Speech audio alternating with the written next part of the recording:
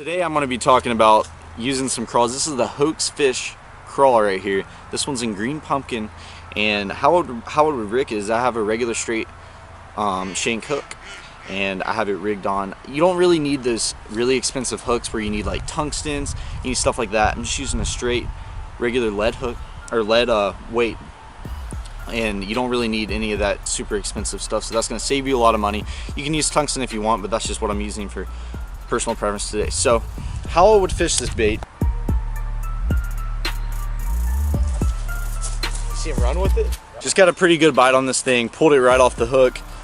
You can actually tell where the fish bit it. If you guys were wondering what type of line I'm using, I usually range from 10 to 15 pound. If I'm going to use something like this, like a crawl, I'd range between 12 to 15.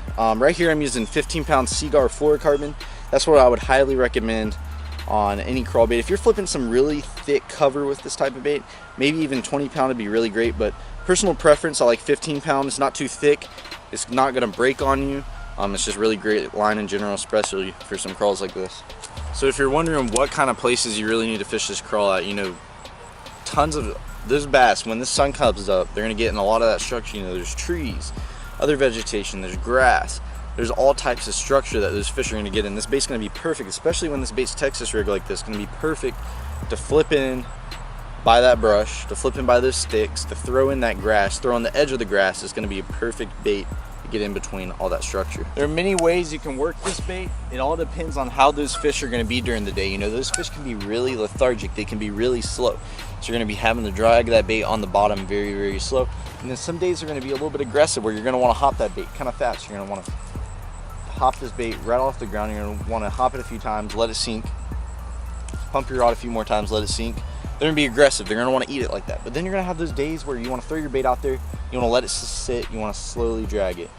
Then there's also going to be those days where those fish are just so slow, they're not wanting to chase after anything, they're not wanting to be aggressive whatsoever. You're going to want to throw that bait out there, let it sit on the bottom for a little bit, wait maybe 5-6 seconds, start to move it a little bit more, and then wait another 5-6 seconds. It all depends on the day, but there's tons of styles there's tons of styles to work this bait. If I had to use any rod, I would use either a medium heavy, or you can use a heavy power rod. This is a heavy power rod. This is a 7.3 heavy. This is actually an Akuma TCS style rod. On the reel I have a Helios TCS reel, and this is also by Akuma. And this is a 7:1 gear ratio reel. That's really the gear ratio I would fade around. With rod, 7.3 heavy. You can also use a medium heavy, but if you're going to flip and pitch and throw in some really thick cover, I would definitely recommend a heavy, even a extra heavy rod to get those fish out of there. I hope you guys enjoyed this video and got a few tips out of this video. If you did and you want to see some more videos like this, please hit that thumbs up button. Definitely check out the Hoax Fish Crawl, and I'll catch you guys in the next video.